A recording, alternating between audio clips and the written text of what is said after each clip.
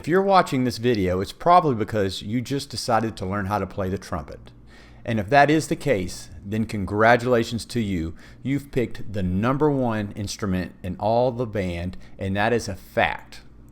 Now, this is the first video in a series that will break down all the different facets of playing the trumpet and hopefully help you out and get you off to a great start.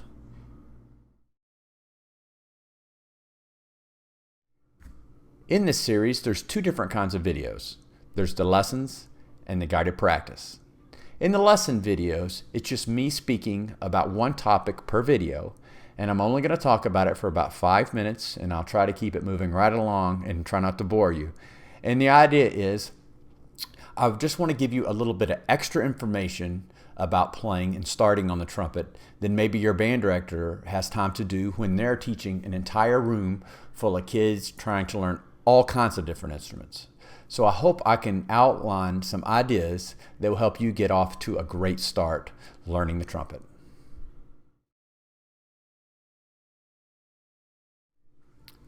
The second type of videos in this series are the guided practice.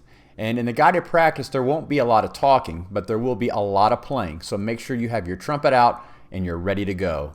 And then the way these videos will work is I will play an example for you, and then I'll give you time to play it back for me. So you're going to see and hear me do it, and then you see me just sit and wait while you get a chance to do it. And I'm going to make sure that you have everything you need. All of the musical examples will be right down here on the screen. Let me see if I can get my finger to go in the right place. It will be about right there. There'll be a little example, and if you don't know how to read music, that's okay. I'll tell you the fingering or make sure that you know what to do. Not a big deal. And the idea is that I just want you to imitate what I'm doing as natural as you can. Just like a little child learning to speak. A little child doesn't know how to spell words, but if you make a sound for a little baby or a little kid, then they can hopefully say the word back and forth. And you continue this process until they master it.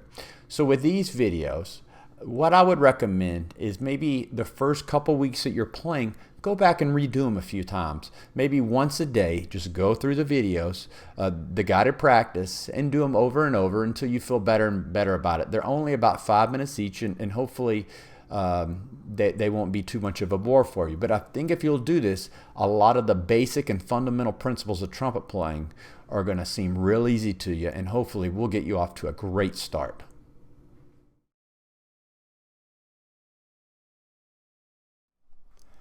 At the end of every video in the series, you're going to find a brief 1-minute discussion on listening, and these discussions are extremely important.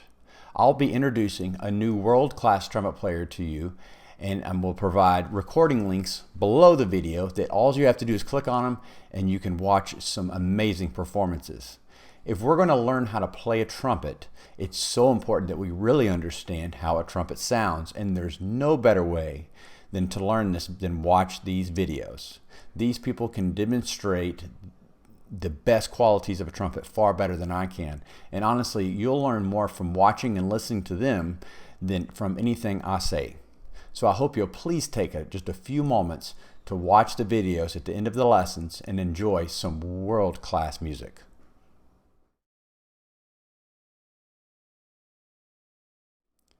One final thing I'll point out is how to use the links. I just mentioned listening links, and as I told you, they will appear directly below the video here in the description area.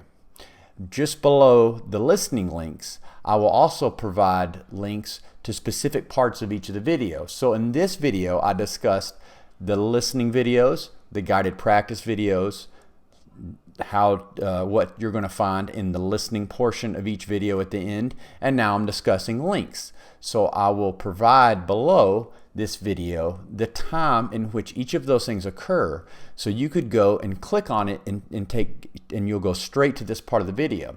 So later on in the videos when I'm discussing articulation or slurring or something like that, if there's something you would like to go back and reference in one of those videos, you can click on that specific part. or more likely in the guided practice videos, if you want to go back and do a section again, or come back to a section that you did yesterday and only do part of the video again, you can easily just go to the link below and click on that, and it'll take you straight to it to save you time and frustration of having to search through the video to find a particular thing that you're looking for. So I hope that will make using these even more convenient than having to search around and waste any time.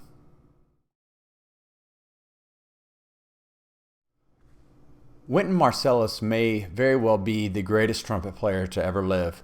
He is phenomenal in both jazz and classical music. That's extraordinarily rare for someone to be as good as anyone has ever been doing both of those things. And I wanted to introduce him to you first because he was one of the first trumpet players that I ever got to hear. I saved up money between my 8th grade year and freshman year of high school to buy a CD player because I knew there was a lot of classical recordings for CD. And when I did, I saved up a little bit of extra money to buy my first CD, and it was a recording of Wynton Marsalis that luckily I bought first. I had no idea who he was, but he was holding a trumpet on the front of the album, and he looked real serious, so I thought this guy must be pretty good.